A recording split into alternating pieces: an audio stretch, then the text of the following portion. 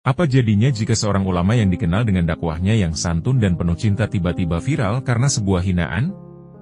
Apakah ini sebuah kesalahpahaman, atau ada cerita yang lebih besar di baliknya? Mari kita bongkar kisah di balik kontroversi ini. Baru-baru ini, Gus Miftah kembali menjadi sorotan publik. Kali ini, bukan karena ceramah inspiratifnya, melainkan sebuah pernyataan yang dianggap menghina seorang penjual es teh. Isu ini dengan cepat menyebar di media sosial, memicu pro dan kontra yang panas di kalangan netizen. Komentar-komentar negatif bermunculan, bahkan beberapa pihak menganggap Gus Miftah sudah kehilangan esensi dakwahnya. Namun, di sisi lain, banyak juga yang membelanya dengan alasan pernyataan tersebut telah disalahpahami. Jadi, apa sebenarnya yang terjadi? Sebelum masuk ke kontroversinya, mari kita kenal lebih dekat siapa sebenarnya Gus Miftah. Gus Miftah, atau nama lengkapnya Miftah Maulana Habibur Rahman, lahir pada 5 Agustus 1981 di Lampung. Ia tumbuh dalam lingkungan pesantren dan sejak kecil telah menunjukkan minat besar terhadap ilmu agama.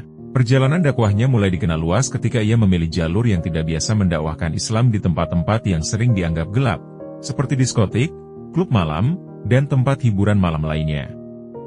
Dengan pendekatan yang santun, Gus Miftah berhasil menyentuh hati mereka yang selama ini merasa terpinggirkan oleh dakwah konvensional. Salah satu momen yang membuatnya semakin dikenal adalah saat ia mendampingi Deddy Corbuzier untuk mengucapkan syahadat.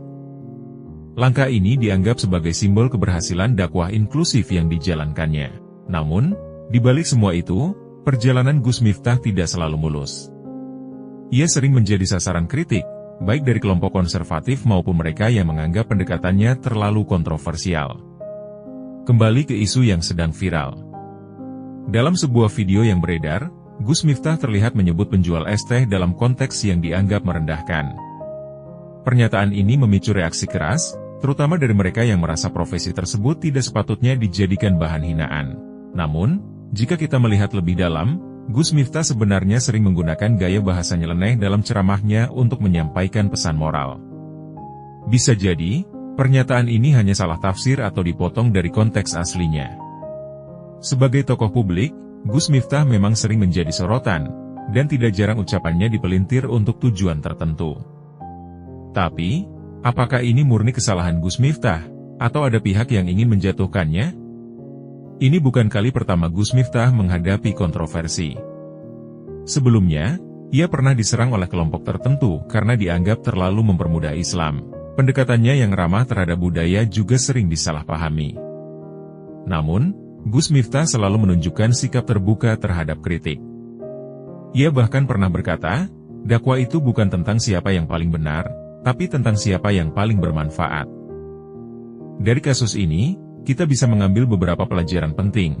Jangan buru-buru menghakimi seseorang hanya dari potongan video atau berita. Selalu pastikan kita memahami konteks secara menyeluruh. Ulama juga manusia. Sebagai manusia, ulama seperti Gus Miftah juga tidak luput dari kesalahan.